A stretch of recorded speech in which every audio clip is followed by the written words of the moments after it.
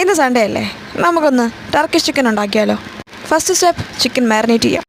മുളക് പൊടി, മഞ്ഞൾപ്പൊടി, കുറച്ച് തൈര്, ജിഞ്ചർ ഗാർലിക് പേസ്റ്റ്, കുറച്ച് കുരുമുളക് പൊടി ഇവയൊക്കെ ഇട്ട് ചിക്കനെ നന്നായിട്ടൊന്ന് റെസ്റ്റിന് വയ്ക്കാം. ഒരു 1-2 മണിക്കൂർ വെച്ച് നല്ല ടേസ്റ്റ് ഉണ്ടായിരിക്കും. എനിക്ക് അത്രയ്ക്ക് ക്ഷമയില്ലാത്തതുകൊണ്ട് വളരെ പെട്ടെന്ന് തന്നെ ഞാൻ ഫ്രൈ ചെയ്തെടുക്കും. വളരെ കുറച്ച് എണ്ണയിൽ നമുക്ക് ഒന്ന് ശാലോ ഫ്രൈ ചെയ്തെടുക്കാം. അടുത്ത സ്റ്റെപ്പ്, നമുക്ക് വൈറ്റ് സോസ് ഉണ്ടാക്കാം. വൈറ്റ് സോസ് ഉണ്ടാക്കിയെടുക്കുന്ന ആദ്യത്തെ സ്റ്റെപ്പ് വീഡിയോ എടുക്കാനായിട്ട് മറന്നുപോയി. ഒരു ചട്ടിയിൽ കുറച്ച് ബട്ടർ ഒഴിക്കുക.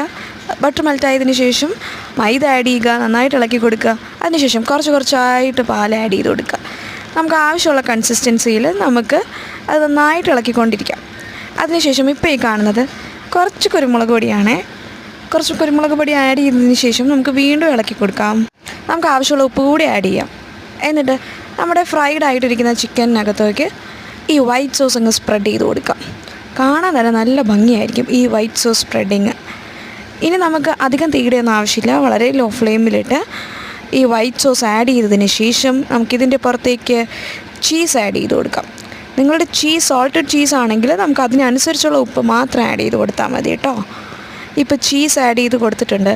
ഇതിന് ശേഷം എല്ലായിടത്തും ചീസ് ആഡ് ചെയ്തതിന് ശേഷം നമുക്കിതൊന്ന് അടച്ച് വെച്ച് ഈ ചീസ് ഒന്ന് മെൽറ്റ് ആവുന്നത് വരെ ലോ ഫ്ലെയിമിലിട്ട് വേവിക്കാം. ഈ വൈറ്റ് സോസ് ഉണ്ടാക്കിയപ്പോഴേ ഞാൻ നന്നായിട്ട് ഒറിഗാനോ കൂടെ ആഡ് ചെയ്തിട്ടുണ്ടായിരുന്നു. അത് നിങ്ങൾ മറക്കരുത്. ആരെങ്കിലും ഇത് കണ്ടിട്ട് ട്രൈ ചെയ്യുന്നുണ്ടെങ്കിൽ ഒറിഗാനോ മസ്റ്റാണ്, കുറച്ച് ഫ്ലേവറിന് വേണ്ടിയിട്ട്.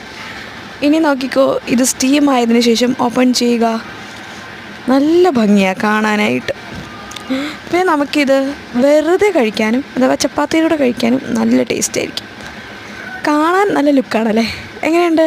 എല്ലാവർക്കും ഇഷ്ടമായില്ലേ? അപ്പോൾ എല്ലാവരും ട്രൈ ചെയ്ത് നോക്കിക്കോളൂ. Thank you.